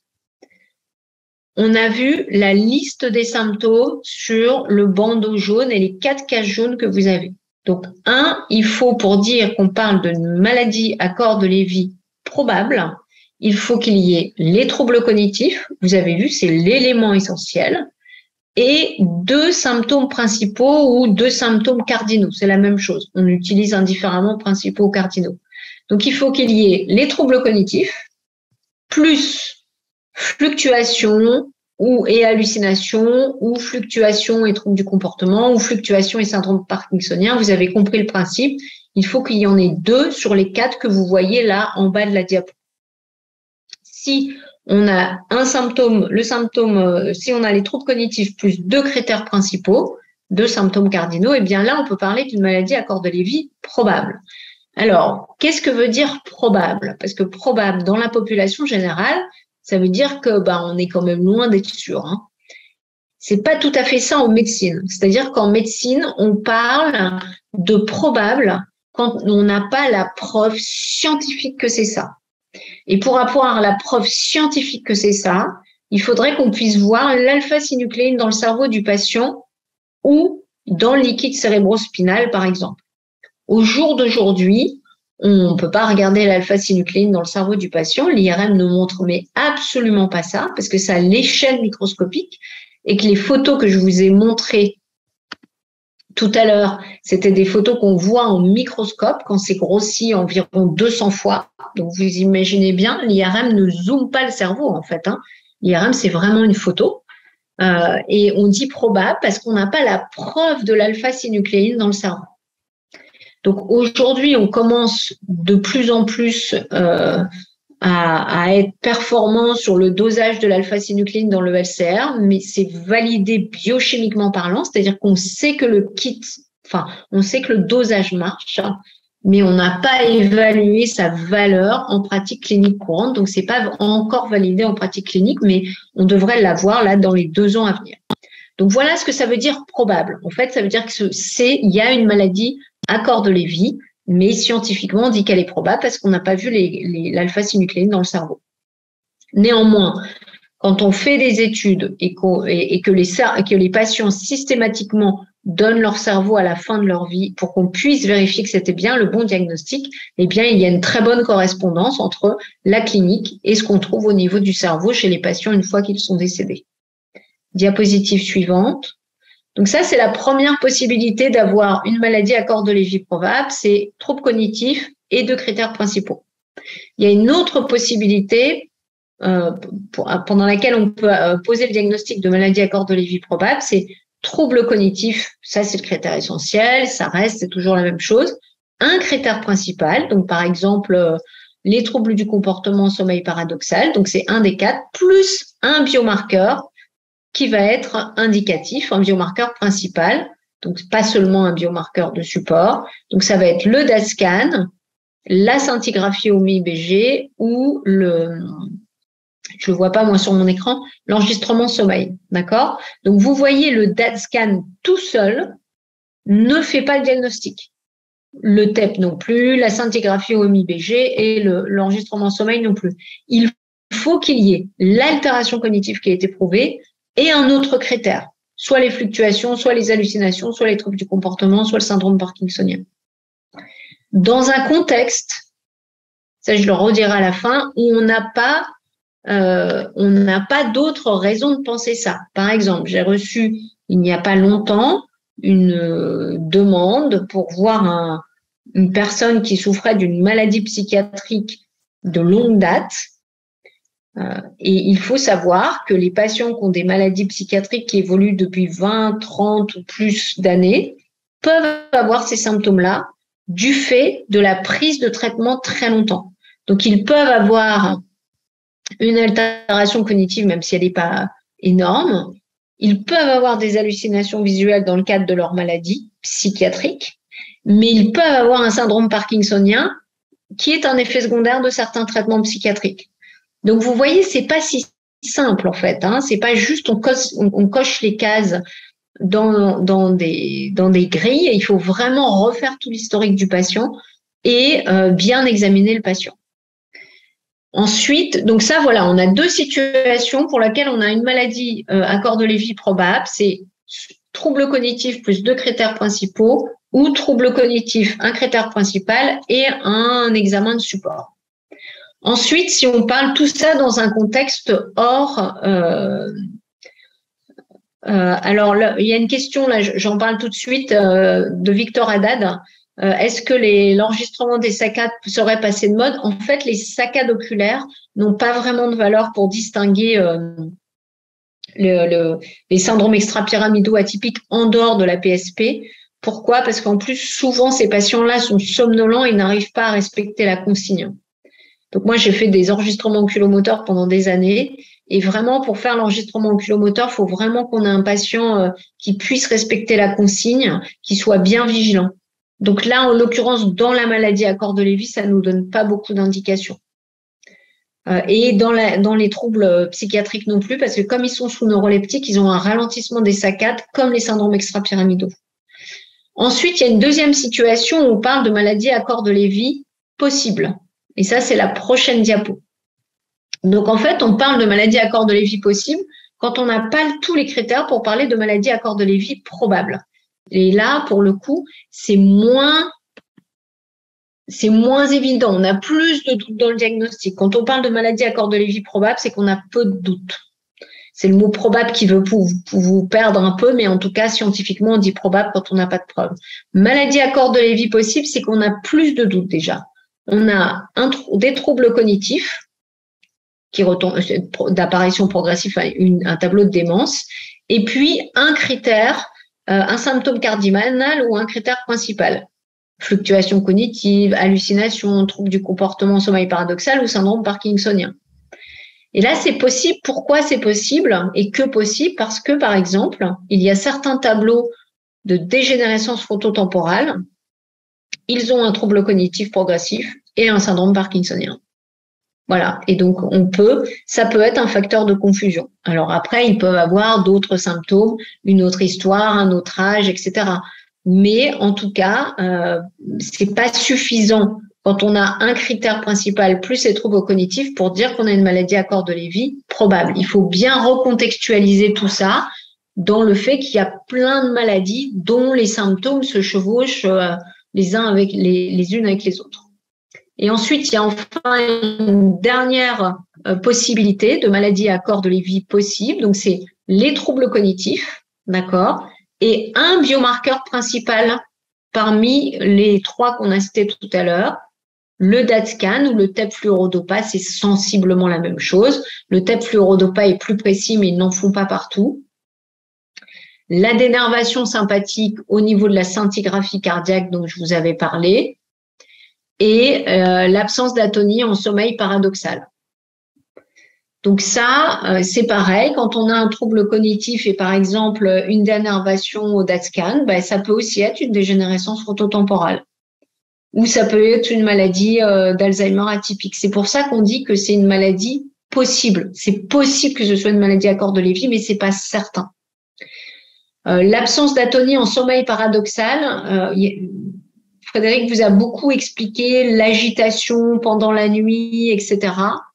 Eh bien, l'absence d'atonie en sommeil paradoxal, c'est exactement ça. C'est-à-dire que quand on est en sommeil paradoxal, normalement, on doit être complètement atone, c'est-à-dire ne pas bouger. Et le fait qu'il n'y ait pas d'atonie en sommeil paradoxal fait que les patients bougent dans leurs rêves alors qu'ils ne devraient pas. Et c'est vraiment un examen qui est beaucoup. Alors, c'est pas un examen douloureux, mais c'est un examen lourd à organiser parce qu'il faut faire un enregistrement à l'hôpital avec branché de partout. C'est pas forcément simple, mais c'est un examen qui est assez spécifique quand on a un doute. Ensuite, diapo suivante. Alors là, je vous ai mis des exemples des biomarqueurs parce que les symptômes, ça c'est l'examen clinique et Frédéric Blanc l'a beaucoup détaillé dans la session d'avant. Les examens paracliniques, le DaTscan, j'insiste vraiment sur le fait qu'un DaTscan positif ne veut pas dire qu'il y a une maladie à corps de Lévy. Et on voit vraiment beaucoup de gens qui viennent avec cet examen en disant, et d'ailleurs certains arrivent en consultation et ne donnent que cette information ou ne donnent que cette information dans les emails. Et les médecins nucléaires, ce sont les médecins qui font les imageries, le TEP, le DAT, etc., voient aussi énormément de demandes dans ce contexte. Alors que parfois, les symptômes cliniques suffisent, et souvent d'ailleurs, à poser le diagnostic de la maladie. Donc là, je vous ai mis un exemple de DaTscan en bas à gauche. Vous voyez 2 petits ronds roses au milieu d'un halo violet. Eh bien, ça, en fait, c'est un DaTscan. Et ce qu'on voit, les 2 petits ronds roses, c'est ce qui reste du marquage dopaminergique. Et les 2 halos violets, c'est ce qui devrait être en rose. Donc, vous voyez, il y a une diminution de la transmission dopaminergique au niveau du cerveau. Au milieu, c'est ce qu'on appelle un TEP-FDG. Alors, en fait, c'est un peu compliqué pour vous d'avoir tous ces termes-là, mais tout ça, ce sont des imageries nucléaires. C'est juste la technique qui est un petit peu différente. Donc, le TEP-FDG, il va utiliser du sucre marqué. On va injecter le sucre marqué à la personne qui passe l'examen et on va regarder comment le cerveau utilise le sucre marqué. Parce que vous savez que le cerveau utilise surtout le sucre quand il en a. Surtout les glucides, en tout cas, quand il en a. Et là, ce qu'on voit ici, c'est ce qui est entouré par les 2 flèches. C'est ce qui est en rouge, ce sont les régions où le cerveau est utilisé, où le sucre est utilisé normalement par le cerveau. Et là, les 2 flèches, eh bien, on voit que c'est vert et jaune parce que c'est sous-utilisé. Alors, vous allez me dire, oui, enfin, il y a plein d'autres régions où c'est vert et jaune, c'est vrai. Les régions en bleu, c'est là où il y a les ventricules. C'est là où il y a les ventricules. Non, alors, le TEP à la dopa, non, c'est pas un DAT-scan, c'est un fluorodopa, mais c'est équivalent, c'est un peu plus précis. Je réponds à une question du chat en même temps. Donc, ce qui est en bleu, ce sont les ventricules, d'accord? Donc, c'est normal que ce soit pas rouge parce que c'est de l'eau, c'est du liquide cérébrospinal. Et ce qui est en jaune et vert sur d'autres coupes, c'est des régions qui peuvent être confondues avec la maladie d'Alzheimer. Mais ce qui est assez spécifique de la maladie à corps de Lévy, c'est ce qu'on appelle un hypométabolisme, c'est-à-dire que ce soit vert et jaune là, en arrière du cerveau. Et vous voyez une plus grosse coupe du cerveau à droite, et c'est ce qu'on voit là, en arrière.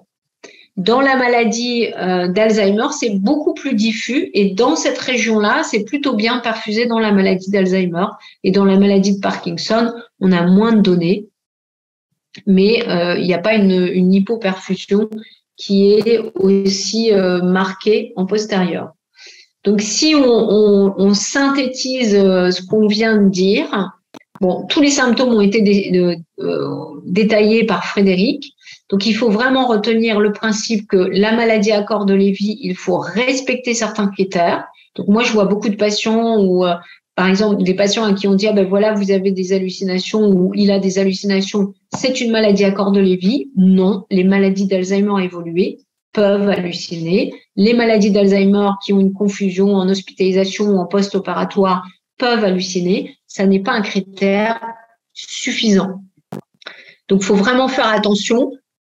Après, parfois, moi, je reçois des patients où le diagnostic n'est pas posé, par exemple, parce qu'ils n'ont pas de syndrome extrapyramidal. Eh bien, ça arrive.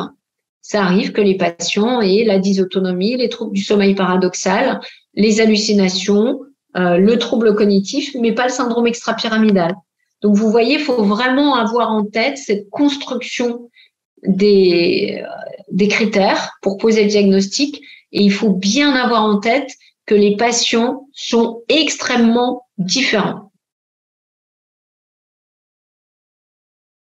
Alors, le traitement de la maladie à corps de Lévy, ça n'est pas une mince affaire. Ça n'est pas une mince affaire, le traitement de la maladie à corps de Lévy, parce que finalement, comment vous dire ça?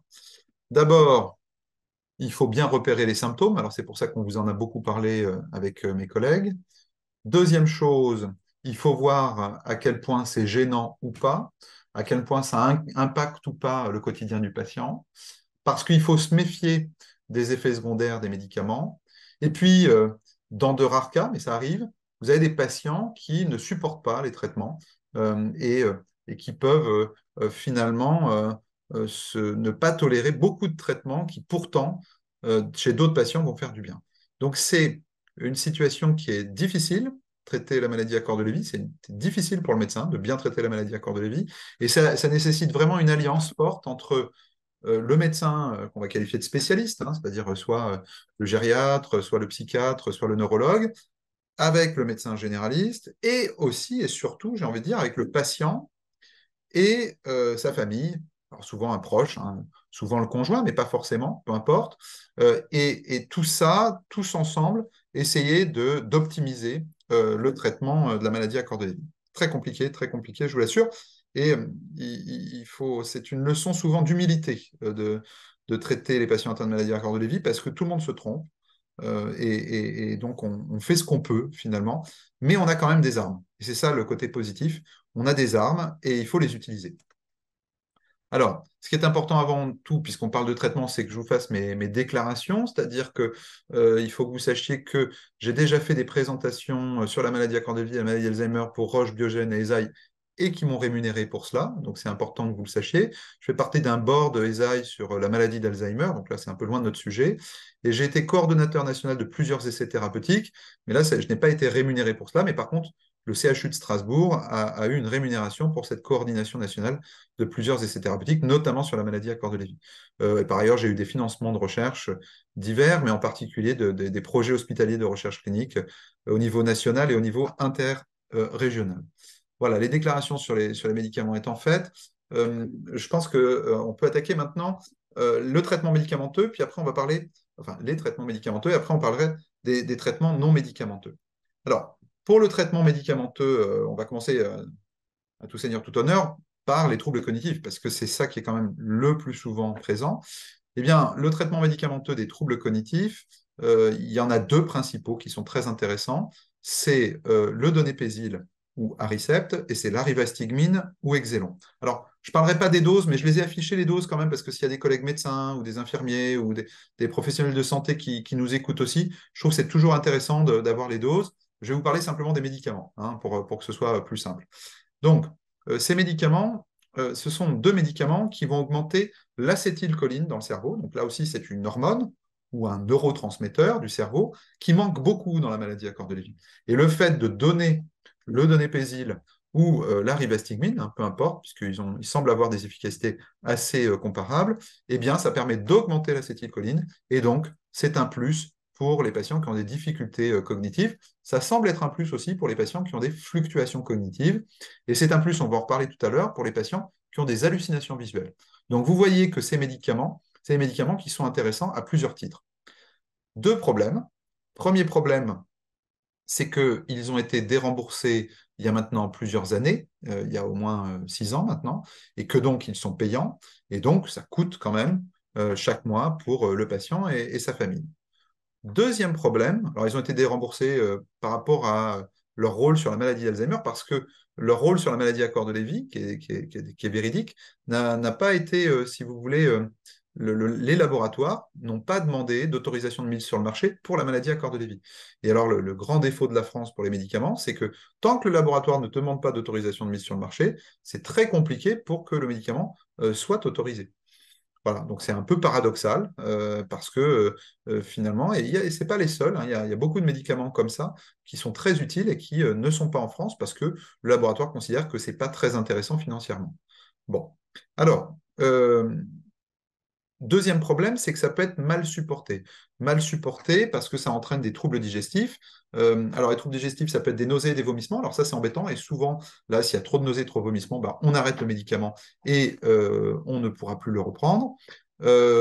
L'autre chose, c'est que ça peut accélérer le transit. Alors ça peut par contre, c'est-à-dire chez les patients qui sont constipés, parce qu'on vous en a parlé tout à l'heure, mais la constipation est fréquente dans la maladie à corps de Lévy, ça peut avoir un avantage. Donc l'effet secondaire peut être avantageux parfois. Euh, pour ce qui est aussi des patients qui ont des maladies cardiaques, il faut être très prudent. Et donc, pour ces patients-là, il faudra faire soit un électrocardiogramme, soit un avis chez le cardiologue, soit les deux, en fonction de ce que le médecin constatera. Hein, donc, il faut être très prudent parce que ça peut entraîner une bradycardie, c'est-à-dire une baisse de la fréquence cardiaque, et donc que le patient peut à ce moment-là faire des malaises, voire des syncopes. Donc, malheureusement, je dirais qu'il y a à peu près la moitié des patients atteints de maladie à corps de Lévy qui ne peuvent pas bénéficier de ces traitements parce qu'il y a des contre-indications cardiaques. Vous voyez, c'est assez embêtant, ça. Donc, on a besoin de nouveaux traitements, évidemment. Pour savoir un petit peu quelle est leur efficacité, pour simplifier, en gros, les patients atteints de maladie à corps de Lévy, ils baissent chaque année d'un point sur le MMS, hein, qui est une échelle que nous utilisons tous, nous spécialistes de la maladie à corps de Lévy. Et cette baisse de 1 point par an, eh bien, elle peut être compensée par ce médicament, puisque avec ce médicament, donc soit le donépézil, soit la rivastigmine, on augmente de 2 points ce test qu'on appelle le MMS. Donc, ça semble être intéressant et souvent, c'est intéressant pour une majorité de patients. C'est-à-dire que le patient ressent un mieux ou l'entourage ressent un mieux, notamment au niveau cognitif, mais aussi éventuellement sur les hallucinations. Pour les hallucinations, justement, eh bien, il faut là aussi bien observer et savoir quel est le problème. Si les hallucinations sont un peu banales, c'est-à-dire qu'elles ne font pas peur aux patients, elles n'entraînent pas d'anxiété, elles ne s'accompagnent pas de délire, hein, voilà, eh bien, à ce moment-là, en général, ce qu'il faut faire, c'est ne pas mettre de traitement. C'est-à-dire qu'on ne doit pas traiter toutes les hallucinations. J'insiste là-dessus. L'essentiel, par contre, c'est que le patient et sa famille comprennent que ces hallucinations, comment dire, font partie de la maladie. Et si on considère qu'elles font partie de la maladie, ben, ça va mieux déjà. C'est-à-dire qu'on comprend pourquoi on a ces visions ou ces hallucinations. Si par contre les hallucinations commencent à être discrètement gênantes, c'est-à-dire elles sont un peu anxiogènes, hein, le patient devient anxieux à cause des hallucinations, ou elles lui font peur, ou alors le patient a du mal à les critiquer, c'est-à-dire qu'il a l'impression de vraiment les vivre, eh bien à ce moment-là, on peut introduire les médicaments de tout à l'heure, c'est-à-dire le donépézil ou la rivastigmine. Si par contre, et là, moi j'ai des patients comme ça, sous donépézil, rivastigmine, qui vont plus faire d'hallucinations pendant 5, 6, 7, 8 ans, parfois 10 ans. Hein, donc c'est particulièrement efficace chez certains patients. Si par contre les hallucinations deviennent fortes et envahissantes, ou alors avec un délire, eh bien là, le traitement de référence, ce sera la clozapine, et surtout pas les autres neuroleptiques, en tout cas dans un premier temps. Hein, donc les autres neuroleptiques sont contre-indiqués. Donc la clozapine qu'on peut mettre à 1/4 de comprimé au coucher, c'est-à-dire à des toutes petites doses. C'est-à-dire que ce n'est pas de la clozapine à forte dose, hein, c'est la clozapine à toute petite dose. Enfin, j'aimerais rappeler que c'est pour ça que je parle de toute petite dose, hein, puisque 1/4 de comprimé de 25, ça fait en gros 6 mg. 6 mg, alors que chez les patients qui ont une schizophrénie un peu résistante au traitement, on peut monter la clozapine jusqu'à 1200 mg. Donc, vous voyez que là, on est beaucoup, beaucoup plus bas. Mais juste à ces toutes petites doses, quasiment finalement homéopathiques, eh bien, on arrive à souvent améliorer les patients. Mais malgré ces petites doses, eh bien, il peut y avoir une sédation, c'est-à-dire que les patients peuvent être très fatigués, voire s'endormir beaucoup, parce que ça va majorer les fluctuations. Et surtout, il faudra être prudent lorsque les patients font une infection ou alors une maladie aiguë supplémentaire. Souvent, il faudra diminuer la clozapine. Alors, si c'est 1/4, c'est difficile de la diminuer, on peut à ce moment-là l'arrêter momentanément. Ou alors, si on est à 1/2 ou 3/4 ou un comprimé, on pourra diminuer la clozapine pour que finalement le patient ait un peu d'énergie quand même pour lutter contre l'infection ou contre la maladie aiguë.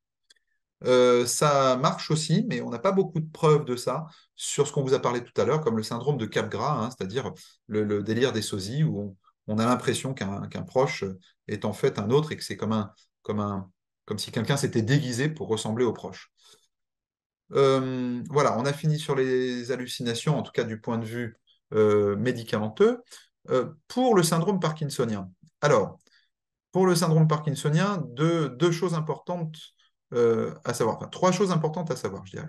Un, pour le syndrome parkinsonien, il faudra éviter tout ce qu'on appelle les agonistes dopaminergiques. Alors, je vous ai mis quelques exemples, la Neupro, Rékip, etc. Pourquoi ces médicaments peuvent être prescrits? Parce que il arrive parfois que la maladie à corps de Lévy soit confondue avec une maladie de Parkinson. Et à ce moment-là, dans le cas de la maladie de Parkinson, on va plutôt mettre ce type de médicament au début de la maladie. Et le risque, si on met ce type de médicament chez un patient atteint de maladie à corps de Lévy, alors parfois ça marche et ça se passe bien, mais mon expérience me dit qu'il arrive parfois, et même assez souvent, que les patients développent plus d'hallucinations, plus de confusion si on les met sous agonistes dopaminergiques. Donc pas d'agonistes dopaminergiques en général. On mettra par contre, ça c'est le deuxième point, la lévodopa, alors qui s'appelle Sinemet ou Modopar. Les équivalences de doses ne sont pas les mêmes, c'est-à-dire qu'un Sinemet 50 mg, c'est un Modopar 62,5 mg. Ça c'est important à avoir bien en tête. On commencera par 1 fois par jour pour savoir si le patient tolère bien le médicament, on laissera passer 1 semaine ou 15 jours, et on fera après à ce moment-là un comprimé le matin, un comprimé le midi, parfois pas plus, parce que ça va dépendre de ce que le médecin aura constaté à l'examen. L'écueil à éviter absolument, c'est de ne pas trop augmenter la dopamine, hein, c'est-à-dire la lévodopa, parce que si on augmente trop cette dopamine ou dopa ou lévodopa, eh bien, le risque, c'est d'avoir la même chose qu'avec les agonistes dopaminergiques, c'est-à-dire qu'on ait plus d'hallucinations, plus de confusion, etc. Donc, il y a une sorte d'équilibre à trouver. Et cet équilibre, il est plus simple dans la maladie de Parkinson, parce que dans la maladie de Parkinson, on monte les doses, et souvent, ce n'est pas problématique.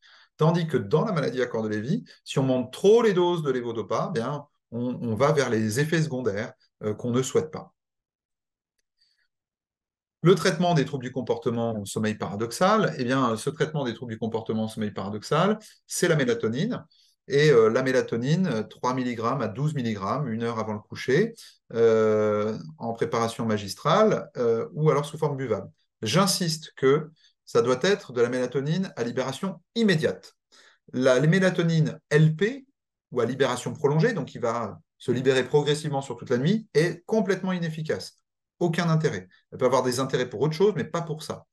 Et donc là, c'est vraiment la libération immédiate qui est importante. Je le dis parce que parfois, on fait des prescriptions, nous médecins, de libération immédiate et on se retrouve avec des patients qui prennent de la libération prolongée.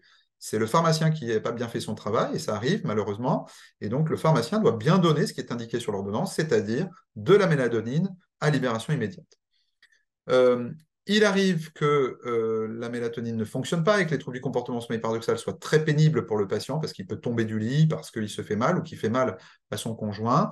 Donc on peut éventuellement à ce moment-là essayer le Rivotril ou clonazepam, mais attention, c'est un médicament qui est très sédatif et donc qui peut entraîner des choses embêtantes. Moi, j'ai essayé il y a 6 mois de ça, plus de 6 mois, un peu de clonazepam, c'est-à-dire une goutte de clonazepam. Mon patient avait dormi plus de 24 heures.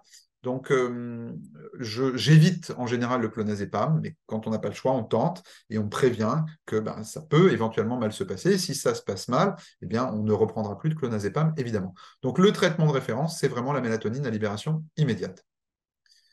La dépression, c'est un autre point très important. Eh bien, la dépression, il faut la traiter.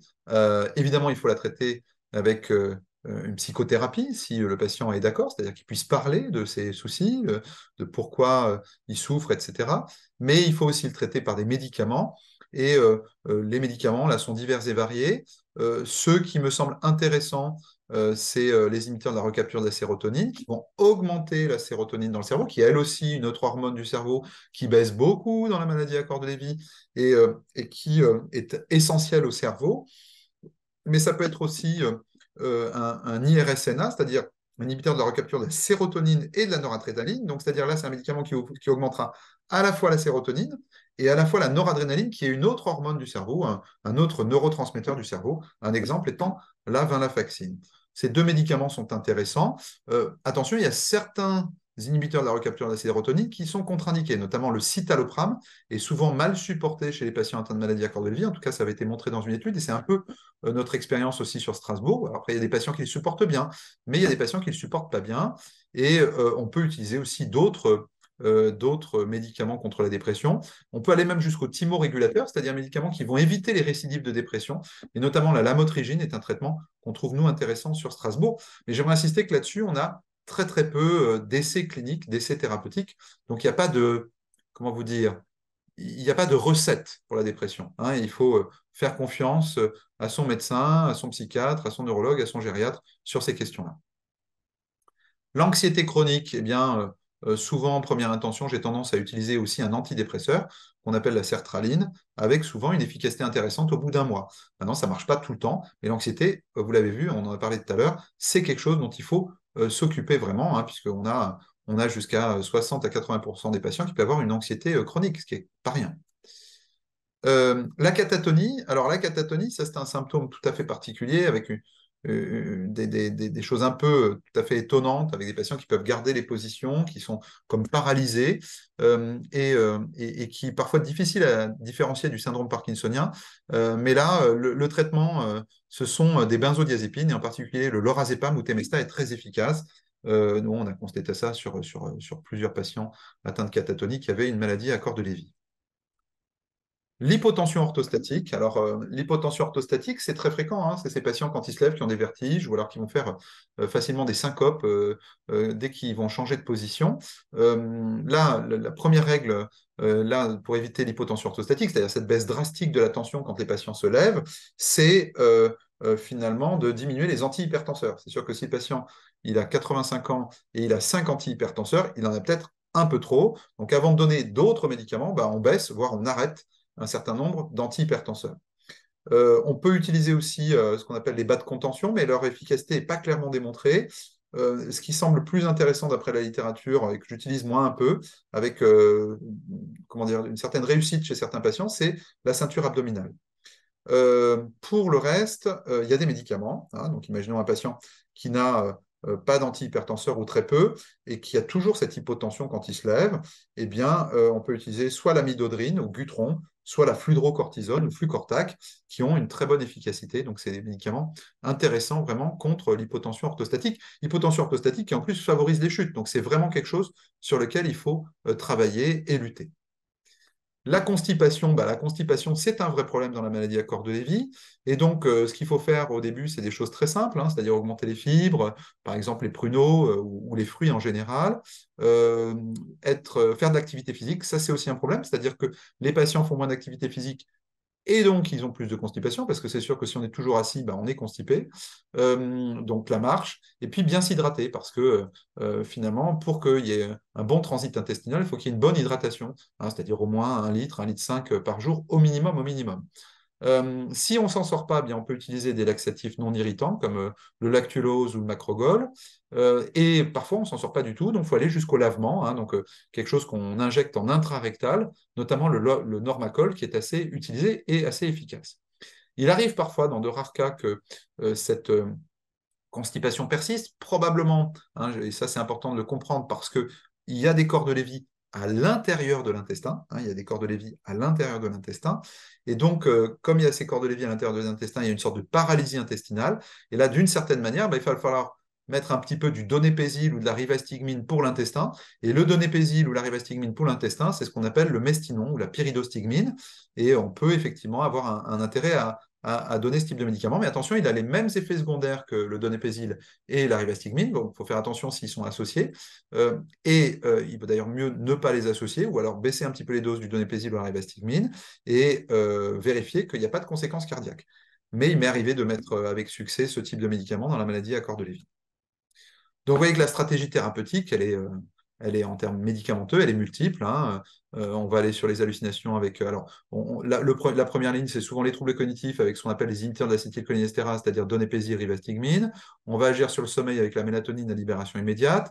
Et puis après, en fonction des symptômes gênants, on va s'occuper des hallucinations et du délire avec la clozapine, du syndrome parkinsonien avec la lévodopa, de la dépression et de l'anxiété avec les inhibiteurs de la recapture de la sérotonine comme la sertraline, et puis avec l'hypotension orthostatique, notamment avec la fluorocortisone ou la fludrocortisone, et la constipation, le lactulose, mais d'autres dont je vous ai déjà parlé. Un petit mot sur les essais thérapeutiques. Je suis désolé, c'est un petit peu long, mais c'est important. Puis après, on parlera du nom pharmacologique. Donc, pour les essais thérapeutiques, il y a eu 2 essais thérapeutiques il y a quelques années avec Axovan, notamment, qui était négatif, donc je n'en parle pas. Avec l'essai thérapeutique Delphia, des laboratoires Eisai, donc c'était avec le médicament E2027, qu'on appelle aussi l'irsénontrine. Alors, malheureusement, ils n'ont pas présenté ces résultats-là enfin, ils l'ont pas ils l'ont présenté à un congrès, mais ils ne l'ont pas publié dans un article. Donc, on n'a pas les résultats dans le détail. Mais d'après ce qu'ils nous disent, il semblerait que donc, chez les patients atteints de maladie à corps de Lévy pure, c'est-à-dire sans lésion alzheimerienne, il existerait un bénéfice potentiel de cette hirsénontrine. Et donc là, ils sont en train de réfléchir à faire une nouvelle étude pour tester ce médicament chez les patients atteints de maladie à corps de Lévy sans lésion alzheimerienne.